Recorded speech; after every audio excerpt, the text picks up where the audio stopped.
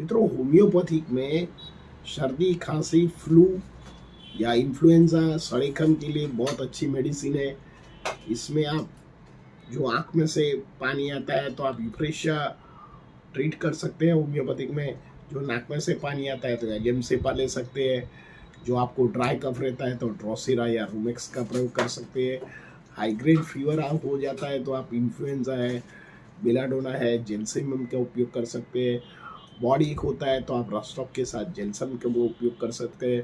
कई बार बॉडी इतना स्टीफ हो जाता है तो इप्यूरेडियम परफोरेटम दवा यूज़ कर सकते हैं। और सारा शरीर में जो जनरल वीकनेस लगता है तो आप फेरम फॉस 6 का उपयोग कर सकते हैं।